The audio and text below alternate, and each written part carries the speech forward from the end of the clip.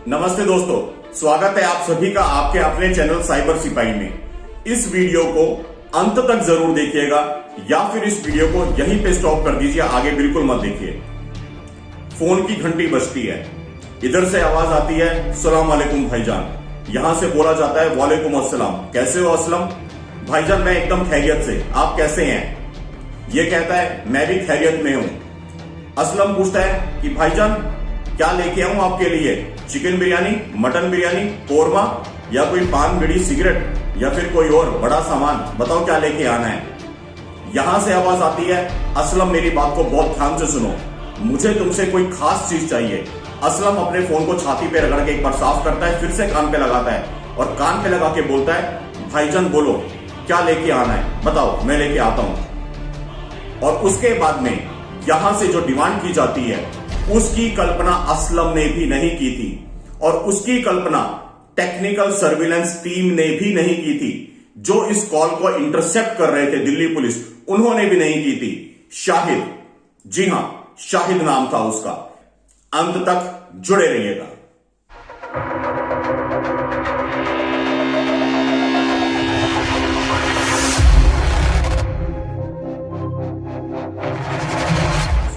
शाहिद यहां से बोलता है असलम तुम मेरे लिए पारा जमा करो, पारा इकट्ठा करो। जी हां, पारा मतलब मरकरी, जो कि थर्मामीटर में होता है, टेम्परेचर नापने में काम आता है। शाहिद असलम से पारे की डिमांड करता है और जैसे ही यह शब्द हमारी टेक्निकल सर्विलेंस की टीम या जो इस कॉल को इंटरसेप्ट कर रही थी दिल्ली पुलिस, उनके कानों में पड़ते हैं, उनके कान खड़े हो जाते हैं। वो लोग हक्के बक्के रह जाते हैं कि यह पारा क्यों मंगवाया जा रहा है, वो भी कहां पे?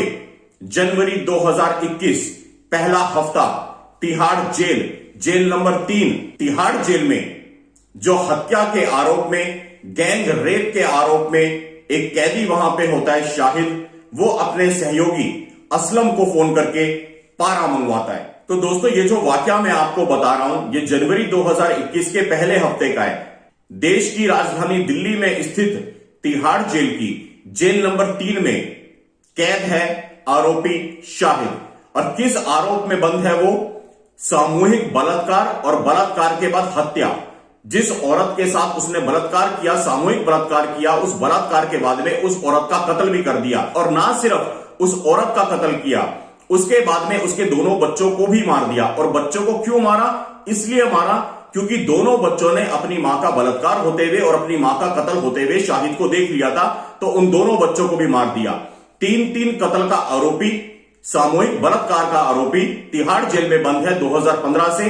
और 2021 जनवरी के महीने में पहले हफ्ते में जब वो असलम से फोन पे बात करता है, उसकी कॉल को टेक्निकल सर्विलेंस पे रखा जाता है, उसकी कॉल इंटरसेप्ट की जाती है। और जब वो कॉल इंटरसेप्ट की जाती है तो इंटरसेप्ट करने वाली दिल्ली पुलिस के होश उड़ जाते हैं, क्योंकि वो कोई खाने पीने की चीज नहीं मांगता, वो कोई नशे की चीज नहीं मांगता, वो असलम से मांगता है पारा, कि मेरे लिए पारा जमा करो। उसके बाद में एक स्पेशल टीम का गठन किया जाता है। वो स्पेशल टीम असलम के ऊपर निगरानी रखती है।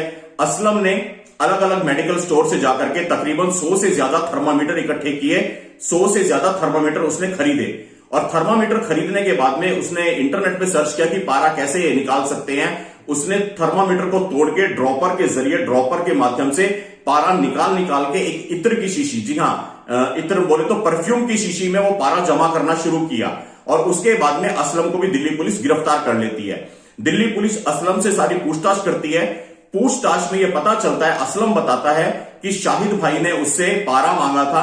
वो जेल में ही किन्हीं और कैदियों का कत्ल करना चाहता था। किनका कत्ल करना चाहता है? असलम बोलता है ये मुझे नहीं पता, मेरा काम सिर्फ शाहिद भाई के लिए पारा इकट्ठा करके उनको जेल में पारा पहुंचाना था। उसके बाद दिल्ली पुलिस की स्पेशल टीम कोर्ट से दरख्वास्त करती है, निवेदन करती है कि रिमांड पे लिया जाए शाहिद को। और जब उनको वो ग्रांट मिल जाती है, शाहिद को रिमांड पे फिर से लिया जाता है। उसके बाद शाहिद अपना मुंह खोलना शुरू करता है। शाहिद यह बताता है कि तिहाड़ जेल में आईसिस के, जी हां ISIS के 2 आतंकवादी भी कैद हैं वहीं पे जेल नंबर 3 में। उनका नाम है अजीमुल शान और मुफ्ती अब्दुल सामी।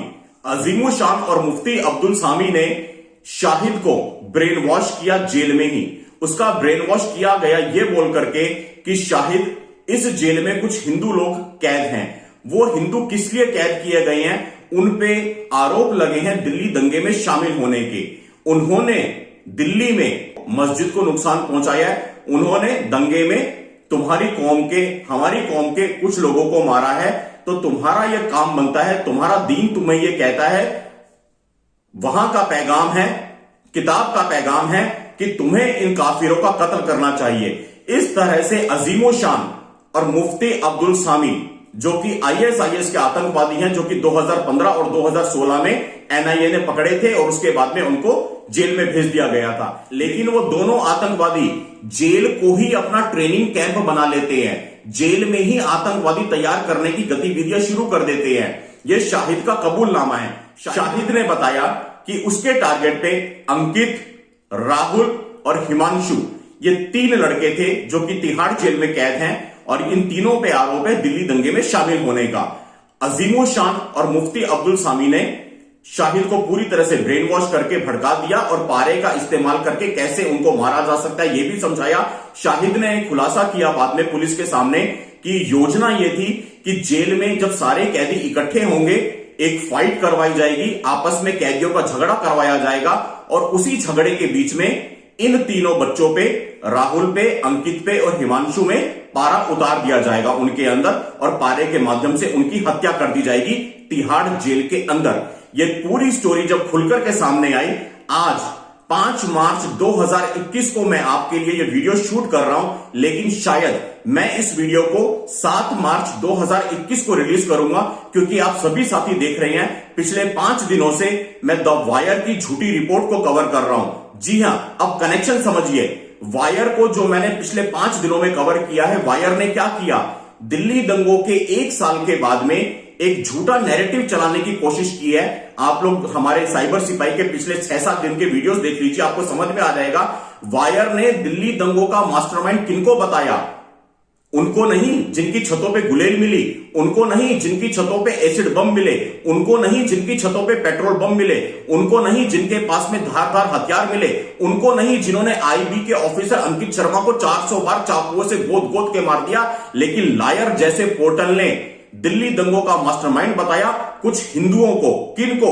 वो सारे हिंदू जो साइबर सिपाही चैनल पे आते हैं, दीपक सिंह हिंदू, अंकित तिवारी, पिंकी भैया, यति नरसिंह, सरस्वती जी महाराज, रागिनी तिवारी और बहुत सारे नाम अभी आने बाकी हैं। अभी हमारा भी नाम आना बाकी है। कोई बड़ी आश्चर्य नहीं है। जिस वक्त मैं ये वीडियो रिलीज कर रहा हूं, अब से कोई 24 घंटे 48 घंटे के बाद में शुभम मंगला को भी दिल्ली दंगों का मास्टरमाइंड लायर वाले घोषित कर दे। क्यों? क्योंकि वायर वालों की आप पूरी रिपोर्ट देख लीजिए। आप मेरे पिछले 6 दिनों के वीडियोस देखेंगे, आपको समझ में आ जाएगा। साइबर सिपाही के वीडियोस को उठा के ये लोग वहां से लोगों को अटैक कर रहे हैं और उनको दिल्ली दंगों का मास्टरमाइंड घोषित कर रहे हैं। आज मेरा यह प्रश्न है मेरे दोस्तों, जितने लोग इस वीडियो को देख रहे हैं, मैं आप सभी के माध्यम से एक प्रश्न पूछना चाहता हूं कि क्या लायर जैसे लोगों को यह तिहाड़ जेल की स्टोरी नहीं मिली? मैं 2 दिन इंतजार करूंगा इस वीडियो को शूट करने के बाद में। मैं रिपीट करता हूं, यह वीडियो मैं 5 मार्च 2021 को शूट कर रहा हूं, लेकिन मैं 7 मार्च 2021 को इसको रिलीज करूंगा।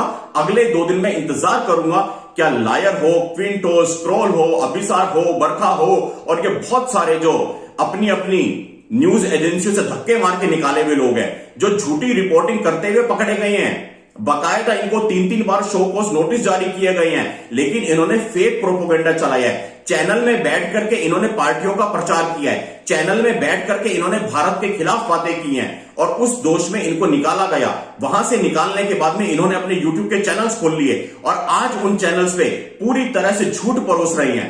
ये दिल्ली दंगों का मास्टरमाइंड किनको बताते हैं? जो कवि सम्मेलन करते हैं, जो कीर्तन करते हैं, जो धार्मिक आयोजन करते हैं, उनको कहते हैं कि ये दिल्ली दंगों के मास्टरमाइंड है। और दिल्ली दंगों के 1 वर्ष के बाद भी आज 5 मार्च को यह रिपोर्ट निकल के सामने आ रही है कि देश की राजधानी दिल्ली में तिहाड़ जेल के अंदर आतंकवादी कैंप बनाया जा रहा है। और आपको एक चीज और बताना चाहता हूं, शाहिद ने जब दिल्ली पुलिस को अपना बयान दिया, उसने यह भी बताया और बाकी कैदियों ने भी बताया, वहां पे जो मुसलमान कैदी हैं, कि ये जो अजीमो शान है और मुफ्ती अब्दुल सामी है, वहां के मुसलमान कैदियों का ब्रेन वॉश कर रहे हैं, उनको लगातार भड़का रहे हैं, उनको प्रोवोक कर रहे हैं, उनको बोल रहे हैं कि ये हिंदू वो लोग हैं जिन्होंने तुम्हारे पे अत्याचार किया है, इन हिंदुओं को मारना तुम्हारा फर्ज है, तुम्हारे पे दीन कायम होगा, इनका कत्ल करके ये वहां के कैदियों ने दिल्ली पुलिस को बताया है। तो आप सोचिए, जो आतंकवादी हमारे सुरक्षा बल पकड़ लेते हैं, वो पकड़े जाने के बाद भी जेल में भी अपना काम नहीं बंद करते हैं, वो जेल को ही अपना टेरर ट्रेनिंग का अड्डा बना लेते हैं। लेकिन ये सारी बातें हमारे लायर जैसे लोगों को नहीं दिखाई देती। आप लोग याद कीजिए, मैं पिछले 5 दिनों से लायर की रिपोर्ट पे 2 ही प्रश्न कर रहा हूं। मेरे 2 प्रश्न क्या है, आज आप लोग फिर से सुन लीजिए। मेरे 2 प्रश्न ये है कि लायर जिन लोगों का नाम ले रहा है, जिन हिंदुओं का नाम ले रहा है, क्या लायर वाले ये सुपारी देने का काम नहीं कर रहे इन हिंदुओं का नाम लेकर के? जैसे अजीमुशान ने राहुल का, हिमांशु का और अंकित का नाम लेकर के शाहिद को तैयार किया कि इनको मार दो, क्या लायर वाले निर्दोष हिंदुओं का, दीपक सिंह हिंदू का, पिंकी भैया का, यति बाबा का हमारा नाम लेकर के हमारी सुपारी देने का काम नहीं कर रहे? और दूसरा मेरा प्रश्न यह था कि जिस तरह से अजीमुशान और मुफ्ती अब्दुल सामी ने इनको भड़का करके कत्ल के लिए उकसाया और पूरी प्लानिंग हो गई थी, ये तो कॉल इंटरसेप्ट हो गई और ये कांड होने से बच गया, क्या ये लायर वाले अपनी रिपोर्टिंग के जरिए, दंगों की रिपोर्टिंग के जरिए फिर से दंगा भड़काने की साजिश नहीं कर रहे हैं? ये बहुत बड़े प्रश्न है जिनका उत्तर किसी ना किसी को देना पड़ेगा। मेरे को कई वर्ष हो गए हैं, आप सभी साथी जानते हैं, मुंबई पे जब आतंकवादी हमला हुआ था 2008 से, नवंबर 2008 से मैं लगातार ये बात बोलता आया हूं कैमरे के आगे। 2015 की सेमिनार आप सभी ने देखी होगी, और नहीं देखी तो चैनल पे अवेलेबल है, आप लोग देख लीजिएगा। उसमें हमने कितने सारे वीडियोस चला करके बाकायदा सरकार को बोला कि भैया हमारे देश में ऐसे ऐसे पत्रकार हैं जो पाकिस्तान को ईमेल्स करते हैं, जो पाकिस्तान वालों को अंदर की रिपोर्ट देते हैं, क्यों नहीं उन पत्रकारों पे देशद्रोह का मुकदमा चलाया जाता? और आज कितने सारे वेब पोर्टल्स भर गए हैं जो कि मोदी विरोध से बढ़ते बढ़ते देश के विरोध में आ गए हैं, और देश के विरोध से बढ़ते बढ़ते अब सीधे सीधे हिंदुओं के विरोध में आ गए हैं। आज दिल्ली की तिहाड़ जेल में इतना बड़ा कांड होने से बचा है, लेकिन लायर जैसे लोग जो तिहाड़ जेल में नहीं है, बाहर बैठ के अपने एसी के कमरों में बैठ करके फेक नैरेटिव चलाते हैं और देश में दंगे भड़काने की साजिश करते हैं, जो एक पक्ष को, एक कौम को मजलूम दिखाते हैं, दबा हुआ दिखाते हैं। जितने आतंकवादी पकड़े गए हैं, जो भारत विरोधी नारे लगाने वाले लोग पकड़े गए हैं, उमर खालिदो, शर्जिल इमामो, उनके पक्ष में कैंपेन चलाते हैं बाकायदा। ऐसे लोगों को क्यों नहीं देशद्रोह के आरोप में पकड़ पकड़ के जेलों में ठूसा जाता और उनके वेब पोर्टल बंद क्यों नहीं करवाए जाते? मैं आप सभी साथियों से निवेदन करूंगा, आप लोग देख लीजिए पिछले 7 दिनों के साइबर सिपाही के वीडियोस, हमारे हर वीडियो की रीच को कम कर दिया गया है, हमारे हर वीडियो को दबा दिया गया है। और वैसे लायर जैसे बड़े बड़े पोर्टल 30 लाख, 32 लाख, 40 लाख, 50 लाख उनके सब्सक्राइबर्स और हर वीडियो के उनके व्यूज भी देख लीजिए। ऐसे में सच की आवाज को स्ट्रॉन्ग कैसे करेंगे? मैं आप सभी साथियों से निवेदन करता हूं, जिन्होंने इस वीडियो को अंत तक देखा है, इस वीडियो को अधिक से अधिक शेयर कीजिएगा, हमारी आवाज को फैलाइएगा, चैनल को सब्सक्राइब जरूर कीजिएगा और उसके साथ में जो बेल आइकन है, घंटी के आइकन को भी दबा दीजिएगा और कम से कम अपने 10-20 दोस्तों से भी यह काम करवाइएगा। और इस वीडियो के कमेंट बॉक्स में लिख करके बताइएगा कि आज के वीडियो पे आपकी क्या प्रतिक्रिया है, आपकी क्या राय है। जिस तरह से देश की राजधानी दिल्ली में तिहाड़ जेल में टेरर ट्रेनिंग कैंप का अड्डा बना दिया गया अजीमुशान और मुफ्ती अब्दुल सामी के द्वारा, और बाहर लायर जैसे न्यूज पोर्टल यह खेल खुला खेल रहे हैं, इस विषय पे आपके कमेंट्स में जानना चाहता हूं। बहुत बहुत धन्यवाद। जय श्री राम, हर हर महादेव।